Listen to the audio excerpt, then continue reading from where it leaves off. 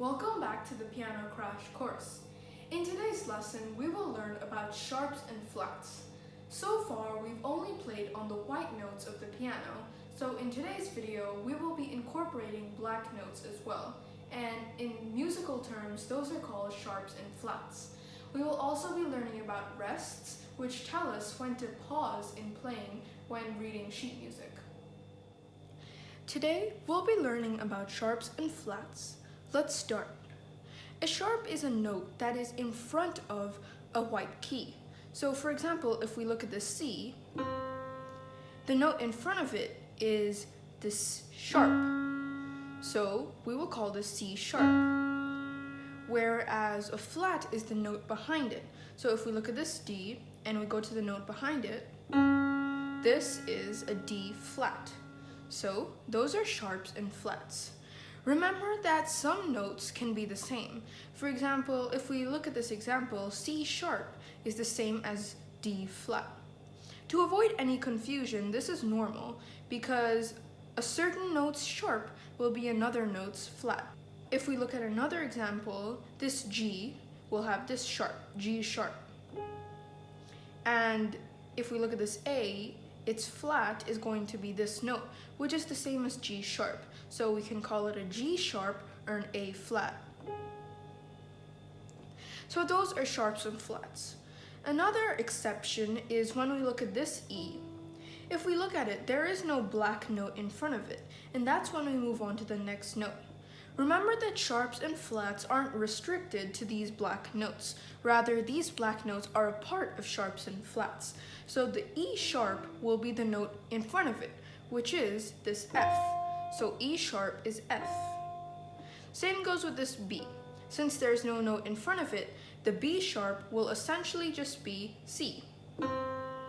And vice versa, as F flat will be E since there's no note behind, and C flat will also be B.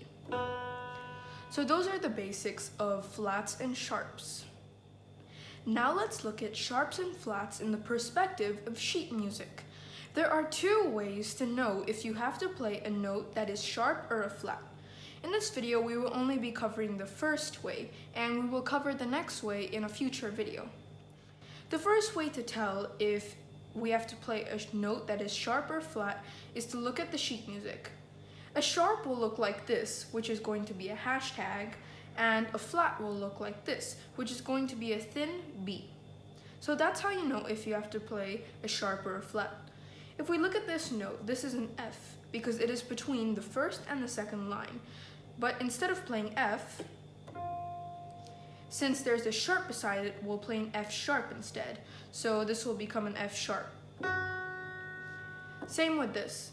This note is above the second line. We know that the note on the second line is a G, so if we go one up, it's going to be an A. Now, since there is a flat beside it, instead of playing an A, we'll play a flat. So that's how you identify sharps and flats on sheet music. Now let's learn about rests. Rests are a part of sheet music, which will tell us how long we have to wait before we play again.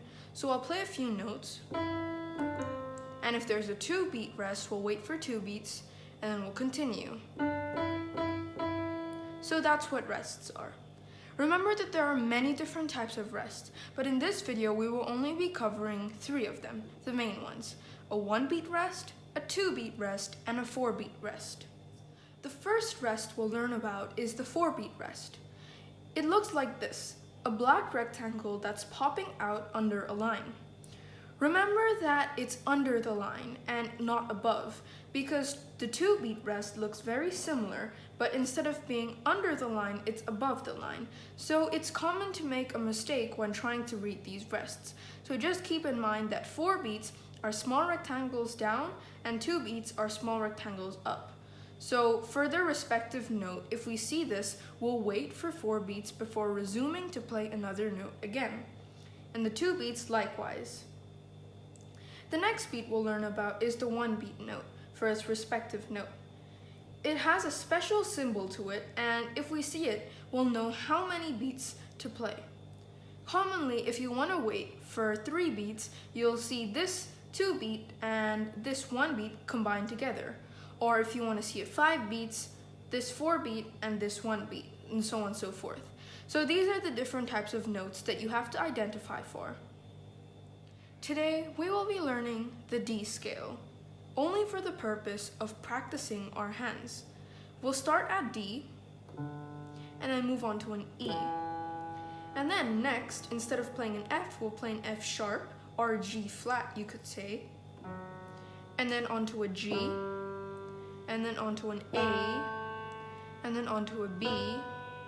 After that, we move on to a C sharp, or a D flat. And then we go to a D, and then we make it all the way back down. So C sharp, B, A, G, F sharp, E, D. I'm teaching you this so you can understand how to read flats and sharps on the notes and how to play them. So if we make it a little faster, it should sound like this.